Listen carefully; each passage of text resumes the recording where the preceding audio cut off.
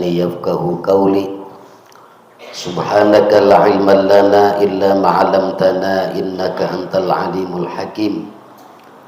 Allahumma faqihna fid din wa 'allimna ta'wila wa 'allimna al-hikmata wa ta'wil al-Qur'an. Allahumma barik fina wa ansur minna waj'alna min ibadikas sholihin. Allahumma ftah alaina futuhal arifina bi hikmatika wa anshur alaina rahmataka ya dzal jalali wal ikram. Bismillahirrahmanirrahim. Warwiya annahu sallallahu alaihi wasallam qala,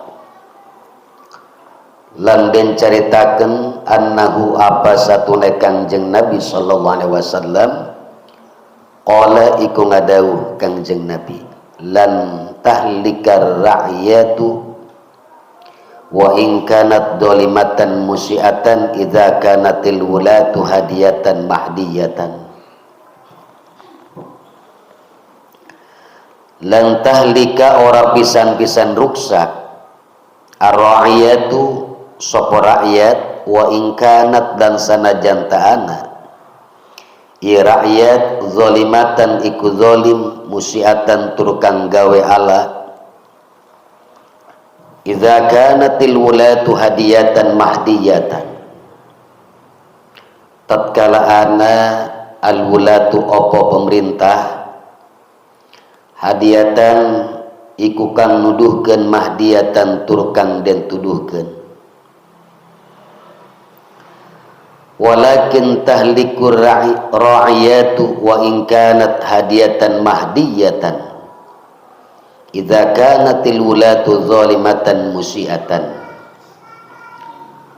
Walakin lan tetapine tahlikur ruksak ar-ra'iyatu sapa rakyat wa in kanat hadiyatan lan sanajan ta'ana eta rakyat hadiyatan iku kang nuduhkeun mahdiyatan turkang den tuduhkeun idza kanatil wulatu zalimatan musiatan.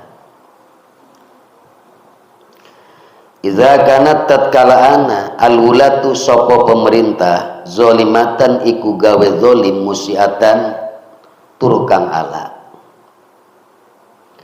Rawahu Abu Naim, wis nyaritakeun hung hadis sapa Abu Naim. Warwiya anna Abu Bakar ansyada min bahril basit. Lan den caritakeun apa satune Abu Bakar ansyada iku gawe nasyid, gawe tembangan Abu Bakar min bahril basiti saking bahar basit. Iza aradta syarifan nasi kullihim fangzur ila mulkin fi zai miskin. Iza aradta tatkala ngarapkeun sira syarifan nasi ing mulyane manusia kullihim sakabehen nas fangzur maka ningali sira ila mulkin maring ratu bizai miskinin ing dalam anggeane wong miskin, ing dalam pananggone wong miskin. Wa dzakal ladzi hasunat bin nasi sayratuhu wa dzaka yasluhu lidunya waliddin. Wadhakalan utawi mangkono zai miskin alladhi hasunat iku kang bagus bin nasi ing dalam manusia sayratuhu apa kelakuanane alladhi wadhaka yasluhu lid dunya waliddin. Wadhakalan utawi mangkono zai miskin yasluhu iku bagus iku ga baguskeun eta malid dunya kadue dunya walid dini lan kadue agama. Warwiya annahu sallallahu alaihi wasallam qala, Al-Imam Nawawi Al-Bantani mengutip hadis Rasulullah SAW. Beliau berkata, waruya annahu sallallahu alaihi wasallam qala, dan telah diceritakan bahwasanya baginda Nabi Muhammad SAW qala itu telah bersabda. Bagaimana kata sabda Rasulullah, lan tahlikar ra'iyatu wa in kanat zalimatan musiatan. Tidak akan hancur, tidak akan pernah rusak rakyat wa in kanat zalimatan musiatan. Walaupun rakyat itu zalim, kemudian musiah dan melakukan pekerjaan yang buruk. Idza kanatil wulatu hadiyatan mahdiyatan, apabila ada pemerintahnya hadiyatan, itu yang memberikan petunjuk, mahdiyah, kemudian yang diberikan petunjuk oleh Allah Subhanahu wa taala, yang diberikan hidayah. Walakin tahliku ra'iyatu wa in kanat hadiyatan mahdiyah, tetapi akan menjadi rusak rakyat itu wa in kanat hadiyatan mahdiyah, walaupun ada rakyat itu yang memberikan petunjuk dan yang diberikan petunjuk. Idza kanatil wulatu zalimatan musi'ah, apabila ada pemerintah itu berbuat kezaliman dan berbuat keburukan. Ya. Ini sambungan dari atau penjelasan ya, perkataan Ahnaf, ya, Al-Imam Ahnaf, di mana beliau mengatakan wala wafa'a lil muluk, wala wafa'a lil muluki, dan tidaklah menepati bagi seorang raja. Nah, maksudnya bagaimana? Li'annahu la yastahi wa la yakhafu min ahadi rakyat, karena muluknya tidak memiliki rasa malu dan dia tidak takut terhadap salah satu rakyatnya. Tidak ada rakyat yang ditakuti. Ruya annahu sallallahu alaihi wasallam qala, sinfani min ummati in saluha saluhatil ummah, al-umara wal fuqaha. Diceritakan bahwasanya Nabi Muhammad SAW telah bersabda, dua golongan manusia min ummati, dari umatku, insaluha, apabila kedua umat itu baik, ya saluhatil ummah, maka umat akan menjadi baik. Al-umara wal fuqaha, yakni pemerintah dan alimin fuqaha. Nah, jadi raja pemerintah itu tidak akan pernah menepati janjinya. Ya, biasanya kan banyak yang berjanji-janji untuk masyarakat. Jika tidak ada dari kalangan masyarakat atau rakyat itu seseorang yang ditakutinya, gak bakalan tuh. Tapi kalau sudah pemerintah melihat salah satu rakyat yang ditakutinya, yang dikhawatirkannya, dia juga sama memiliki ketakutan kalau ada orang yang ditakutinya. Tetapi jika tidak ada orang yang ditakutinya oleh pejabat, oleh pemerintah, pemerintah itu tidak akan pernah merealisasikan janji-janjinya. Nah, ini penting. Jadi peranan ulama, peranan tokoh masyarakat, peranan ilmuwan itu penting ya dalam negara. Jadi dua aset yang luar biasa antara ulama dan umaro. Sehingga baginda Nabi Muhammad SAW bersabda, sinfani min ummati in saluha salahatil ummah. Dua golongan dari umatku ini, jika dua golongan itu baik, maka umat akan baik. Nah, pertama yang harus baik al-umaro, pemerintah, pemerintahnya baik, adil gitu. Kemudian yang kedua fuqaha, ulama-ulama ahli fikih, ulama-ulama ahli hukum. Nah, dalam riwayat yang lain Tidak ada kata fuqaha, alim saja. Ya, dalam riwayat yang lain, sinfani min ummati idza saluha saluhan nas. Redaksinya begitu dalam hadis yang lain. Wa idza fasada fasadan nas. Manhum, siapa mereka itu? Dijawab oleh Rasulullah, qala al muluku wal ulama. Jadi muluk, penguasa, kemudian alimil ulama. Nah, ini kedua, dari golongan umat itu dibutuhkan oleh dunia. Dunia butuh keadilan umaro. Kemudian dunia butuh terhadap fuqaha, butuh terhadap ilmunya para alimil ulama. Nah, makanya keduanya harus bekerja sama, harus baik, harus sinergi. Nah, tetapi awas, hati-hati, ulamanya jangan mukhallid. Yang tidak diperbolehkan oleh Rasulullah SAW adalah mukhallid. Kalau mukhallid itu campur, sudah sulit untuk membedakannya. Kalau dia bergaul dengan pejabat, dengan pemerintah untuk sebatas memberikan nasihat, karena memang itu adalah poksinya atau tugasnya ulama memberikan nasihat kepada siapapun, bukan hanya kepada masyarakat, tetapi juga kepada kalangan pejabat, kepada umaro. Tugasnya ulama mengajak manusia, baik rakyat maupun pejabat, dengan benar, dengan yang hak, untuk menuju yang hak. Nah, ini peran ulama. Jadi ulama memiliki peran yang strategis begitu. Untuk apa? Menyampaikan tentang hukum-hukum Allah Subhanahu wa taala.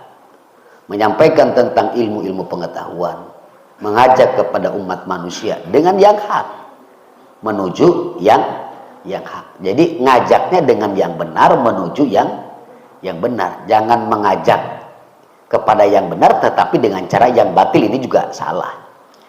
Atau dengan yang benar tetapi kepada yang kebatilan, ini juga salah. Nggak boleh seperti itu. Nah, kata baginda Nabi Muhammad SAW lanjutan ini, An-Nabi SAW qala, dikutip oleh Imam Nawawi, rakyat itu tidak akan pernah hancur, nggak bakalan. Wa in kanat dolimatan musyah, walaupun rakyat itu zolim, orang yang zolim, orang yang berbuat aniaya begitu, melakukan kezaliman terhadap orang lain, dan dia juga melakukan keburukan. Ini tidak akan hancur selama ada pemerintah hadiyatan mahdiyah. Jadi pemerintahnya memberikan petunjuk, memberikan arahan kepada masyarakatnya, yang zalim itu diarahkan. Ya. Kemudian pemerintahnya juga mahdiyatan ini, yang diberikan hidayah oleh Allah Subhanahu wa taala. Tetapi kata baginda Nabi, walakin tahliku ra'iyatu wa in kanat hadiyatan mahdiyah idza kanatil ulatu zalimatan musyah. Tetapi akan menjadi binasa, menjadi rusak rakyat itu, wa in kanat hadiyatan mahdiyah, walaupun umatnya hadiah, memberikan apa? Dia mendapat hidayah. Walaupun umat itu memberikan petunjuk, dan dia juga diberikan petunjuk, tetap saja seandainya pemerintahnya, ulatil umurnya zalim, ini akan menjadi hancur. Karena tugasnya pemerintah itu harasuddin, menjaga agama. Kalau kiai mengajarkan tentang ilmu agama, tetapi menjaga agamanya, itu adalah tugas pemerintah. Bagaimana pemerintah menjaga orang melaksanakan ibadah aman, tentram, gitu. Itu tugas pemerintah. Ya, pemerintah itu harosah liddin. Jadi yang menjaga agama itu adalah tugasnya pemerintah. Kalau pemerintah tidak pernah menjaga agama, ngapain saja tugasnya? Nah, ini kewajiban pemerintah adalah salah satunya untuk menjaga agama. Kalau ulamanya mah, alim itu atau cendekiawan, orang-orang yang berilmu, hanya sebatas mengajarkan saja. Sementara tugas-tugas untuk menjaga, menjamin keamanan, pelaksanaan dalam ibadah-ibadah atau menjalankan agama itu adalah kewajiban pemerintah. Rawahu Abu Naim telah menceritakan hadis ini Abu Naim. Nah, makanya dalam hadis yang lain Rasulullah SAW bersabda begini, al-mulku yabqa ma'al kufri wa la yabqa ma'al zulmi. Kekuasaan itu akan abadi, akan kekal.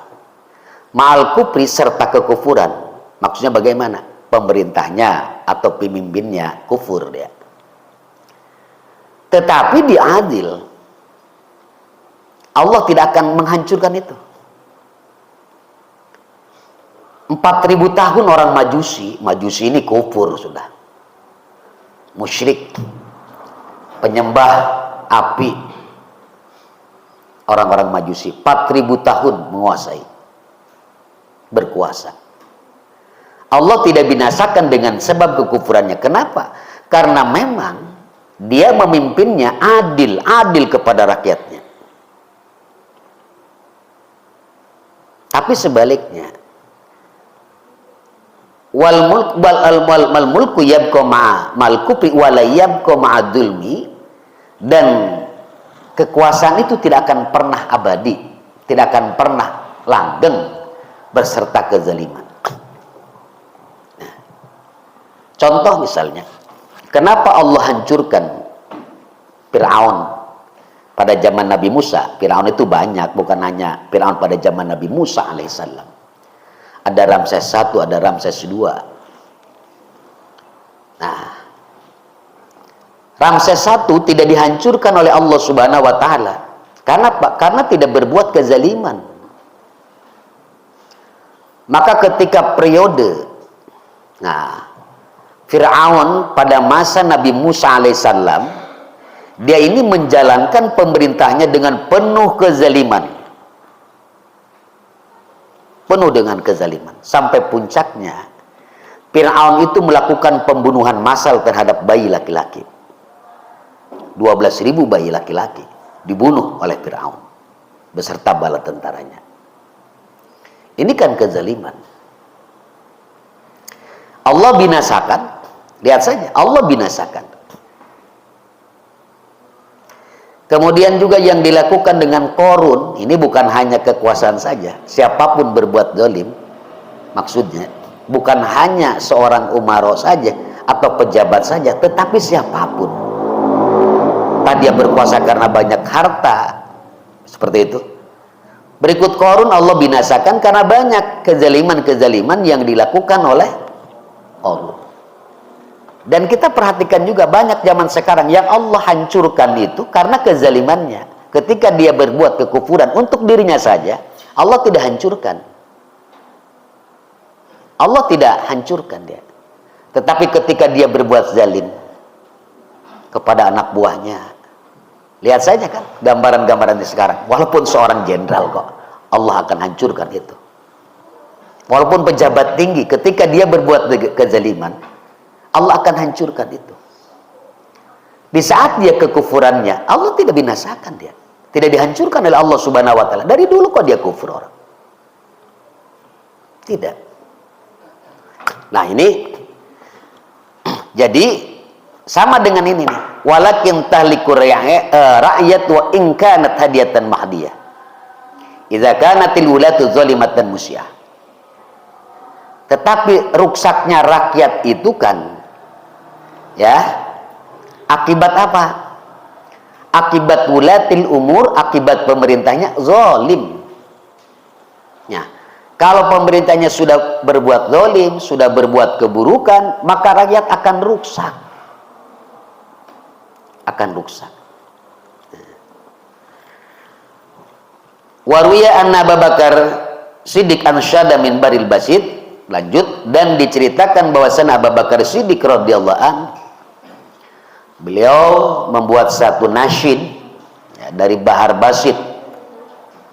Idza aradta syarifan nas kullihim fangdur ila mulkin fi zai miskinin. Jika kamu menghendaki kemuliaan manusia, semuanya manusia menjadi mulia, maka lihat saja kepada ratunya, kepada rajanya, kepada penguasanya. Apakah penguasanya pijai miskin di dalam pakaian orang-orang miskin dengan kesederhanaannya? Tapi kalau sudah penguasanya, para pejabatnya begitu, kemudian pemerintahnya lah sudah glamor, bermewah-mewahan, bermegah-megahan, gak pernah hidup sederhana, maka manusia itu tidak akan mulia.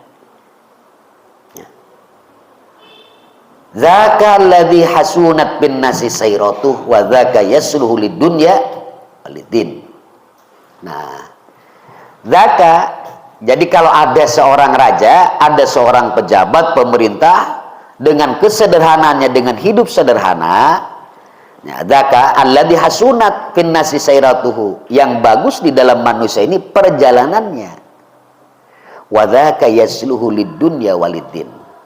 Dan itu maksudnya para penguasa, para pejabat, wulatil umur, pemerintah itu akan memaslahatkan, akan memberikan kemaslahatan untuk dunia dan agama.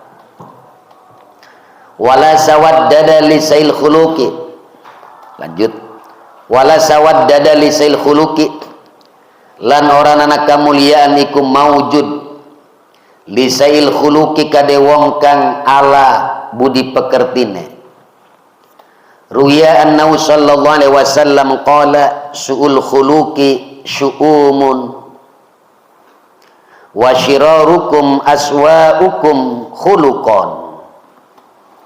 Dan caritakeun apa satune Kangjeng Nabi Muhammad sallallahu alaihi wasallam qala iku ngadau Kangjeng Nabi su'ul khuluqi utawi alane budi pekerti, su'umun iku ala ahlake, wa syirarukum aswa'ukum lan utawi ala-alane sira kabeh iku leuwih ala-alane sira kabeh khuluqon apane ahlake, budi pekertina. Rawahul Khatib, wis nyaritakeun hadis sapa Imam Khatib. Wa ruwiya annahu sallallahu alaihi wasallam qala, lan den caritakeun apa satune Kangjeng Nabi Muhammad sallallahu alaihi wasallam qala iku ngadau Kangjeng Nabi, innal khuluqa sayyi'a yufsidul amala kama yufsidul khalla al asala. Innal khuluqa satune budi pekerti sayyi'a kang ala yufsidul amal iku ngaruksak eta khuluqas sayyi budi pekerti kang ala al amala ing amalan ing pagawean kama yufsidul khallal asal kaya barang kang ngaruksak al khallu gitu apa juga al asala ing madu. Rawahul Asakir, Askari wis nyaritakeun ing hadis sapa Imam Askari, warwi annahu sallallahu alaihi wasallam qala, lan den caritakeun apa satune Kangjeng Nabi Muhammad sallallahu alaihi wasallam qala iku ngadau, ahabbu ibadillahi ta'ala illallah ahsanuhum khuluqan. Utawi leuwih bagus-bagus hambane Allah taala illallah maring Allah ay munggu Allah, ahsanuhum iku leuwih bagus-bagus ibad khuluqan apane budi pekertine.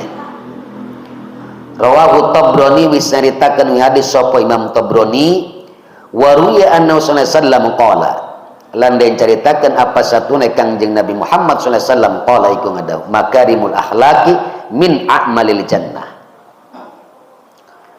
Utawi pidang-pidang budi pekerti kang mulia idopati sifat halal mausub akhlakul makarim min a'malil jannah iku saking pirang-pirang pagawean surga, amalan-amalan surga. Rawahu Tabrani wis saritakeun hadis sapa Imam Tabrani, wa ansyada Ali bin Abi Thalib radhiyallahu anhu min Bahril Basid. Wa ansyada lan gawe nasyid, gawe nembang sapa Imam Ali bin Abi Thalib radhiyallahu an min Bahril Basid, saking Bahr Basid. Innal makarima akhlaqi mutahharatun fal aqlu awwaluha wad dinu saniha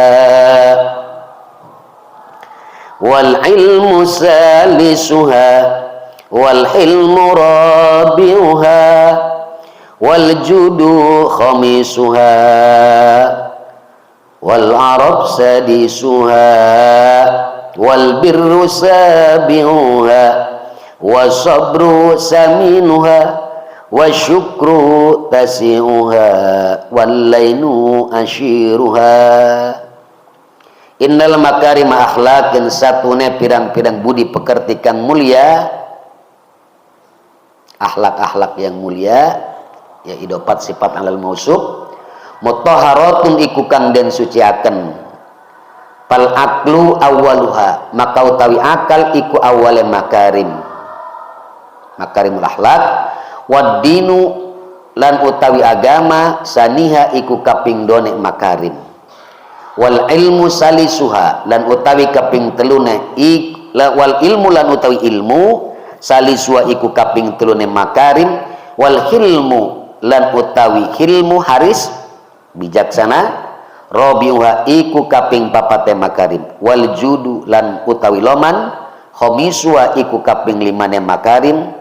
Kemudian wal arabu lan utawi pagawean kang bagus di dinya mah ulah wal urpu madat sadisuha iku kaping neneme makarim wal birru lan utawi gawe kabagusan sabiuha iku kaping pitune makarim was sabru lan utawi kesabaran saminuha iku kaping walune makarim wasyukru tasi'uha lan utawi syukur iku kaping sangane makarim lan utawi pagawean kang bagus sadisuha iku kaping neneme makarim kamananya wallainu ashiruha lan utawi lembut lemes ashiruha iku kaping 10 makarim wal muradu bil akli kama fil hadisi lan utawi kang den karepkeun kalawan akal kama fil hadis iku kaya barang kang tetep ing dalam hadis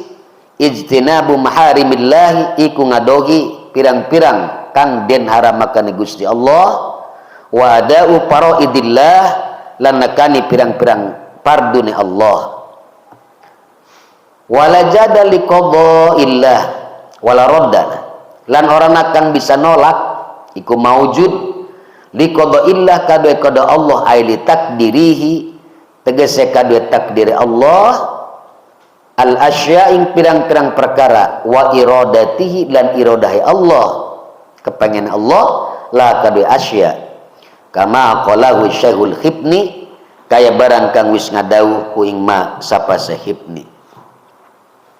Kemudian kata Imam Ahnaf lanjutan masih ini perkataan Al-Imam Ahnaf lanjutannya wala sawaddada lisil khulqu dan tidak ada kemuliaan bagi orang yang memiliki budi pekerti yang buruk. Artinya apa? Orang yang memiliki budi pekerti yang buruk ya goreng ahlake ala ahlake jadi jawabannya kok dia tidak akan pernah mulia. Ruwiya anna sallallahu alaihi wasallam qala diceritakan bahwasanya Nabi Muhammad sallallahu alaihi wasallam bersabda bagaimana su'ul khuluqi syu'umun ya.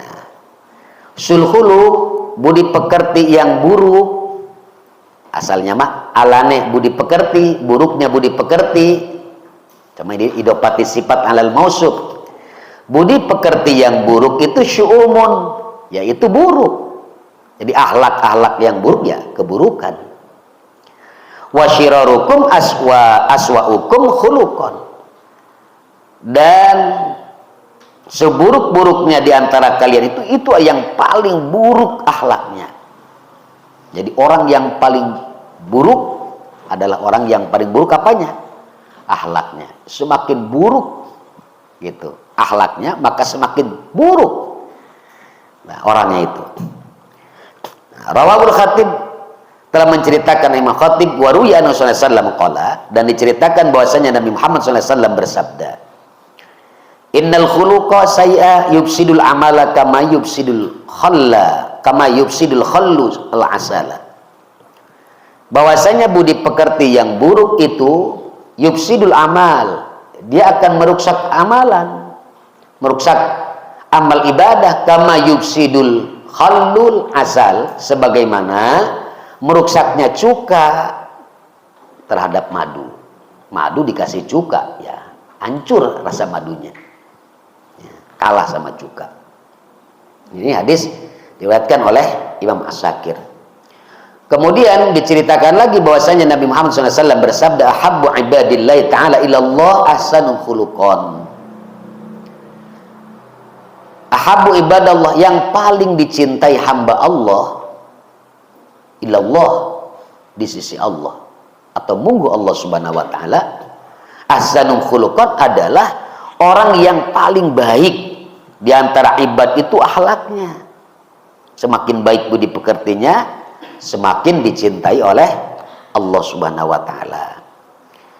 Rawahu Tabrani. Kemudian warwi an Rasulullah sallallahu alaihi wasallam qala makarimul akhlaq min a'malil jannah. Kata baginda Nabi Muhammad sallallahu alaihi wasallam, makarimul akhlaq, akhlak-akhlak yang mulia, akhlak-akhlak yang mengandung kekeramatan di sini tuh. Kalau sudah bicara makarimul akhlak, akhlak yang memiliki kemuliaan, akhlak yang memiliki power, akhlak yang memiliki khariqul adat, akhlak yang bisa menghantarkan kepada kemuliaan, kepada derajat yang tinggi. Itu makarimul akhlak. Maka kata baginda Nabi, min a'malil jannah, itu bagian daripada pekerjaan-pekerjaan orang ahli surga. Jadi orang ahli surga mah semuanya memiliki akhlak yang apa? Yang mulia. Gak ada di surga ribut, gak ada. Biasa saja. Kecemburuan biasa saja di surga, nggak ada. Ya. Kemurkaan-kemurkaan di surga itu nggak ada. Perkataan-perkataan kotor nggak ada. Semua ahli-ahli surga itu dengan akhlak-akhlak yang baik. Nah, ini kesimpulannya bagaimana? Bahwa jika kita ingin menjadi hamba yang mulia, ya, maka harus memperbaiki apa? Akhlak. Karena kalau akhlak kita buruk, nah tidak akan pernah mulia dimanapun tuh. Orang yang memiliki akhlaknya yang tidak baik itu dimanapun dia tinggal nggak bakalan pernah tuh mendapat kemuliaan. Jadi orang yang punya akhlaknya dusun begitu, akhlaknya tidak baik, dimanapun tidak akan pernah dihargai oleh orang, tidak akan mendapatkan kemuliaan. Oleh karena itu sangat penting. Akhlak yang mulia itu sangat penting. Bukan hanya ilmu pengetahuan saja. Ilmu pengetahuan nol, tidak ada apa-apanya jika tidak ada akhlak. Akhlak itu harus dikedepankan. Ilmu, akhlak ini harus. Ya, akhlak juga kalau tanpa ilmu kurang. Ya. Tapi ilmu kalau tanpa akhlak nol ini. Ilmu tanpa akhlak itu nol, awas. Sama saja dengan tidak berilmu. Bagaimana kata Imam Ali lanjutannya nih? Innal makarim akhlak mutahharatun. Bahwasanya akhlak-akhlak yang mulia, akhlak-akhlak yang baik ini akan mutahharah, disucikan. Artinya apa? Bahwa ketika orang yang memiliki akhlak-akhlak yang mulia itu akan disucikan dirinya. Akan menjadi manusia suci. Akan menjadi manusia yang bersih. Akan menjadi manusia yang mulia. Pertama, kata Imam Ali, fal aqlu awwaluha. Jadi yang pertama itu akal. Akalnya bagaimana? Ijtinabu maharimillah. Yang dimaksud dengan akal adalah menjauhi perkara-perkara yang dilarang oleh Allah Subhanahu wa taala, kemudian melaksanakan perintah-perintah Allah yang diwajibkan. Itu akal pertama. Ini orang berakhlak. Nah, ada orang yang punya budi pekerti maksudnya mah. Dia sopan perkataannya, dia kepada orang tuanya cium tangan, tapi nggak pernah sholat. Nah ini juga sama, nggak punya akhlak. Nah kalau ini kan akhlak kepada Allah dan akhlak kepada manusia, kepada makhluk. Nah, jadi yang pertama adalah akal. Akal itu ijtinabu maharimillah. Kalau kita punya akal, akhlak akal itu adalah menjauhi kalau kita punya akal, maksudnya Imam Ali, maka menjauhi perkara-perkara yang diharamkan oleh Allah Subhanahu wa taala. Kalau yang diharamkan oleh Allah jangan dilakukan. Ini orang yang berakhlak. Laksanakan perintah-perintah Allah Subhanahu wa taala. Jadi orang yang tidak menjauhi yang diperintah, apa yang dilarang oleh Allah, kemudian tidak melaksanakan yang diperintah oleh Allah Subhanahu wa taala, itu orang tidak memiliki akhlak. Jadi kalau kita berbicara akhlak ini panjang nih, sebagaimana Imam Ali penjelasannya. Bukan hanya ngomong sopan santun, nggak sholat tuh dia, nggak puasa, nggak berakhlak kok. Orang yang judi nggak berakhlak kok. Orang-orang yang maksiat itu dia tidak punya akhlak. Jadi yang dimaksud dengan orang yang punya akhlak, pertama akalnya. Orang yang berakhlak itu menjauhi perkara-perkara yang dilarang oleh Allah Subhanahu wa taala dan melaksanakan perintah-perintah Allah Subhanahu wa taala. Laksanakan, itu berakhlak. Waddinu saniha, dan yang kedua adalah agama. Jadi orang yang memiliki akhlak adalah orang yang memiliki agama. Pertama, dia mengetahui tentang ilmu-ilmu agama. Dia mengetahui tentang qawaiduddin, tentang rukun agama, bukan hanya rukun Islam. Rukun din, qawaiduddin ada 3, iman, Islam, ihsan. Kuat dijalankan sama dia agamanya. Nah, itu orang yang berakhlak. Nah, kemudian wal ilmu, dan ilmu pengetahuan. Ilmu pengetahuan kan untuk menghilangkan kebodohan begitu. Kadang orang beribadah sekalipun dia maksudnya begini. Orang ini melaksanakan perintah Allah tetapi tidak dengan ilmu, itu namanya tidak berakhlak. Tidak berakhlak. Kita lihat saja dalam surah Al-Baqarah, wa yuqimunas sholata wa mimma razaqnahum yunfikun.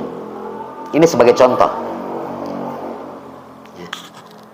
Kalau ayat pertamanya alladzina yu'minuna bil ghaibi wa yuqimunas sholata wa mimma razaqnahum. Nah, ini orang yang berakhlak nih. Wa yuqimunas sholata wa lam yakul, Allah Subhanahu wa taala tidak berfirman wa yaf'aluna sholah. Allah Subhanahu wa taala tidak berfirman wa yu'tuna sholah, tetapi wa yuqimuna sholah. Artinya apa? Bahwa tidak hanya sekedar melaksanakan sholat, tidak sekedar melaksanakan sholat, tidak sekedar mengerjakan sholat, tetapi harus iqamus sholah. Bagaimana yang iqamus sholah? Al-Imam Nawawi dalam kitab Tafsir Munirnya menafsirkan wa yutimmunas sholata, mereka itu menyempurnakan sholat al-khamsa, sholat 5 waktu itu bisyurutiha. Pertama dengan syarat-syaratnya sholat, kemudian wa arkaniha, dan rukunnya sholat, kemudian wajibnya sholat. Nah, ini iqam. Dalam tafsir yang lainnya ditambah mahuduril qalbi wa iqamatir ruhi. Jadi orang yang melaksanakan yang iqamus sholat itu, yang mengerjakan sholatnya dengan ilmu. Pertama, dia mengetahui tentang syarat-syaratnya sahnya sholat. Jadi kalau ada orang yang sholat kemudian tidak satrul aurat, kan bukan sholat. Ini orang nggak ngerti tentang apanya? Syarat sahnya sholat. Dia mengerjakan sholat tapi tidak punya wudhu, kan nggak paham syarat sahnya sholat. Apalagi syarat sahnya sholat, istiqbalul kiblat, menghadap kepada kiblat. Nah, kalau di musola, di masjid itu sudah ada tanggung jawab. Tetapi bagi siapapun yang sholatnya munfaridan, bukan di masjid, kalau di masjid sudah ada patokannya. Di rumah, di majlis, atau dimanapun selain daripada di masjid dan musola, itu istiqbalul kiblatnya harus ijtihad sendiri. Harus ijtihad. Nah, nggak boleh asal tebak-tebakan doang. Dia itu harus ijtihad. Boleh menggunakan alat dengan syarat dia tahu cara penggunaannya, dengan kompas misalnya. Ya, baik yang manual maupun yang magnetik. Boleh saja menggunakan itu. Tetapi dia tahu cara penggunaannya. Kalau dia tidak tahu cara penggunaannya, walaupun bawa-bawa kompas juga percuma. Ya orang nggak tahu kok. Dan dia mengatakan pasti dengan itu. Itu namanya ijtihad. Hati-hati tuh. Jadi kalau orang tidak menghadap kepada kiblat, itu tidak sah sholatnya. Tidak sah sholatnya. Yang paling aman, ya, mumpung ada musola, ada masjid, yang paling aman itu di musola. Yang paling aman itu di masjid. Gak usah pakai ijtihad, ada yang tanggung jawab begitu. Karena pembangunan masjid, pembangunan musola sebelum itu juga dibangun, diukur dulu jihatul kiblatnya. Nah, jadi kalau di Kobong nih ijtihad sendiri, di majelis di sini tetap ijtihad sendiri, harus ijtihad sendiri. Hati-hati. Kalau ijtihad sendiri ya tanggung jawab sendiri, harus. Karena itu kan bagian daripada apa? Syarat sahnya sholat, istiqbalul kiblat itu.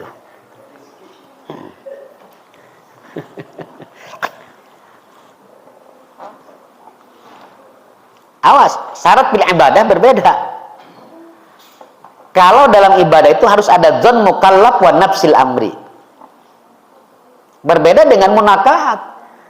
Kalau munakahat muamalat nafsul amri, nggak ada perlu dzon.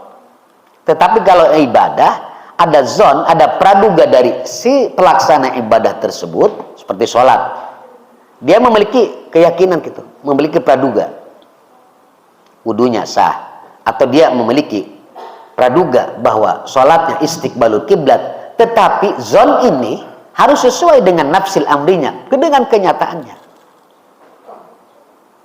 Nah, ini agak repot ya. Jadi harus pinter ya. Boleh nggak apa-apa, sholat di rumah nggak apa-apa, sendiri misalnya. Tetapi harus ijtihad ketika apa? Istiqbalul kiblatnya, madhab kiblatnya. Madhab kiblatnya.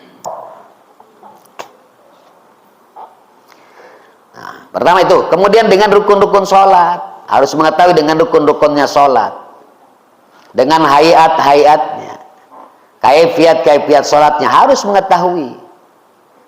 Nah, ulama yang lain menambahkan ma'al huduril qalbi, selain dia mengetahui atau melaksanakan sholatnya dengan syarat-syarat sholat, dengan rukun-rukun sholat, dengan wajibati sholatnya dan hayat-hayati sholatnya, serta diiringi dengan hadirnya hati yang suka disebut dengan khusyuk.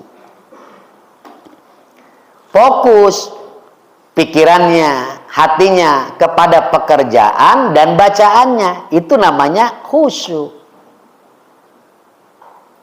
Kan di sholatnya ada aqwalun wa alun. Ketika kita sedang melaksanakan rukun qauli, membaca Fatihah, perhatikan Fatihah itu. Karena Fatihah adalah rukun qauli. Nah, kan bukan hanya rukun qauli, ada af'al, ada pekerjaan. Seperti berdiri, ruku, itu adalah af'al.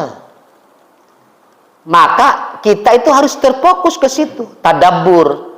Tadabbur dengan af'al sholat itu khusyuk. Nggak apa-apa tadabbur. Tadabbur, apa ini hikmahnya ruku gitu, apa hikmahnya berdiri, begitu. Kalau kita membaca suratil Fatihah, tadabburnya kepada apa? Suratil Fatihah. Kemudian ruhnya juga harus sholat, ditambah yang lain, Pak. Ruhnya harus sholat. Artinya bukan hanya raganya saja, berarti jiwa raganya sholat. Jangan ini cuma raganya saja gitu yang sholat, ruhnya nggak ada, itu kan sama saja dengan bebongkong. Ya. Dengan apa? Kalau cuma jasadnya doang yang sholat, itu harus yang sholat itu semuanya, jiwa raganya. Nah, itu baru disebut dengan wa yuqimu sholat. Kemudian dalam puasa juga ya, dalam puasa jangan di makom awam terus. Ya. Jangan puasa orang yang awam terus. Maka Al-Ghazali menyebutkan tentang derajat orang yang puasa. Ada puasa yang am, puasa yang umum, puasa orang-orang yang bodoh seperti itu. Kemudian ada puasa khos, ada puasa khawas. Kalau cuma puasanya orang-orang yang am saja, yang kebanyakan cuma menahan haus, menahan dahaga, menahan haus itu, menahan dahaga, menahan lapar, menahan jima, dia nggak dapat apa-apa. Kenapa? Karena fitnah jalan terus, berdusta terus, seperti itu. Ya. Maka kata Rasulullah SAW, kam min shahimin laisa lahul jaza ilal ju'u wal atsu. Nah, ini dibutuhkan ilmu gitu, dengan keilmuan. Nah, itu baru namanya berakhlak. Wal hilmu rabi'un, yang keempatnya adalah bijaksana. Nah, bijaksana ini kenapa setelahnya ilmu? Karena memang orang yang bijak tergantung ilmu. Harusnya begitu. Semakin tinggi orang keilmuannya, harus semakin bijak. Jadi orang yang memiliki ilmu pengetahuan yang tinggi, dia harus lebih bijak begitu. Nah, bijaksana, haris begitu, itu adalah akhlakul karimah. Kemudian wal judu khamiswa, yang kelimanya dermawan. Nah, kalau jud itu di atas sakho. Kalau sakho mah ngasih tapi masih hitung-hitungan. Kalau jud sudah tidak hitung-hitungan. Itu dermawan, itu bagian daripada akhlakul karimah. Ya. Kemudian apa? Pekerjaan-pekerjaan yang baik. Yang keenamnya ada pekerjaan-pekerjaan yang baik. Wal birru sabiuha. Kemudian yang ketujuhnya adalah berbuat kebaikan. Ya. Kemudian wasabru saminuha, kesabaran. Yang kedelapannya kesabaran. Kemudian yang kesembilan syukur. Dan yang ke-10 lain. Lain itu lembut. Lembut gak kasar. Nah, lain.